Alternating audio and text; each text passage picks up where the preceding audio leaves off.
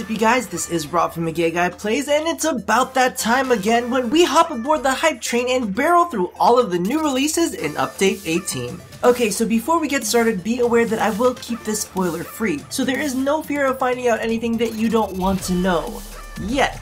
Now there's a ton to cover, and for now I'll just be touching on the new weapons, Warframe, and cosmetics that have been released. There's absolutely no more time to waste, as those of you who have completed the second dream fully know there's a lot to get done. So starting with the newest sniper rifle, we've got the Rubico. It's got a 200 base damage and is leaning heavy on the impact side. While it doesn't have as much base damage as the Vectis Prime or the Lanka, it does make up for it with a 3 times crit damage multiplier. In addition, its 2 zoom modes increase that further with a 5 times multiplier on a standard zoom and a 12 times multiplier when fully zoomed in. Now the part that probably hurts this weapon the most is the fact that it's got a 3-second reload, which feels like a terrifyingly big cucumber up the rear. However, it does have a clip size of 5 to compensate. Aside from that, its stats are fairly standard. This one's blueprints are in the market for 20,000 credits. Next on the list are the Talons. These throwing knives detonate using the secondary trigger. Now, to be completely honest with you, they're fine. Sporting 100 base damage and a clip size of 4, they fall right under the Sancti Castanas in effectiveness. Of course, not counting that corrosive syndicate proc.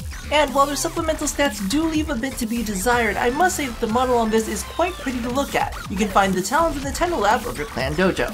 Speaking of pretty to look at, the Lacera is the new blade and whip on the block. While it does match the Neos with a base 80 points of electrical damage, its crit stats are nowhere to be seen. It's literally got like a 2.5 crit chance. And what did they go and do to compensate for this? Oh, 45% status chance you shouldn't have. Fucking fantastic. Rank and bank, sometimes pretty just ain't enough. However, if you need mastery, the Tendo Lab in your clan dojo is where you'll want to go.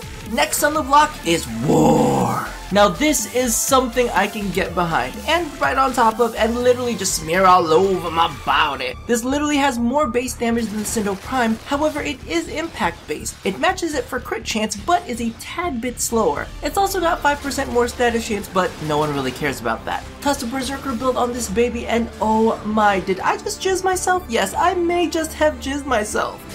Freaking amazing. Now, I'm sure there are going to be other ways you'll be able to pick this up, but as far as I know, the only place you can get this right now is in the bundle. So let's take a look at that right now.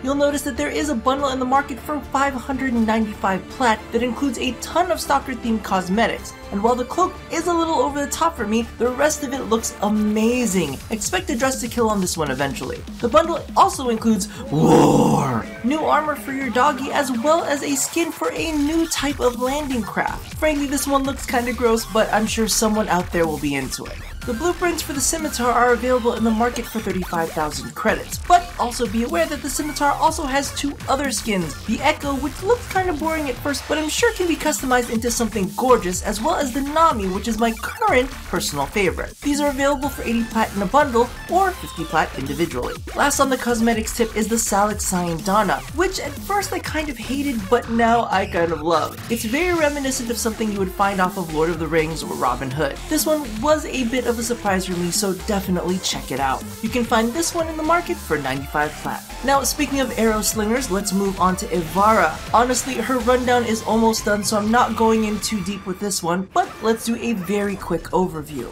Her first ability gives her access to 4 arrows, one that creates a stealth bubble, another that creates a zip line, another that attracts enemies to it but does not alert them of your presence, and the last one puts all surrounding enemies to sleep. Quickly tap your first ability to toggle between the arrows, and hold down your ability key in order to fire the one you have equipped. Next is Navigator. Activate this to manually steer any projectile that you fire onto your enemies. Use the fire key to accelerate, the zoom key to decelerate, and your mouse look to turn and steer. Note that this only works on projectiles, not hit scan or continuous fire weapons. In addition, if your weapon has multi-shot, it will only select one of those projectiles to control.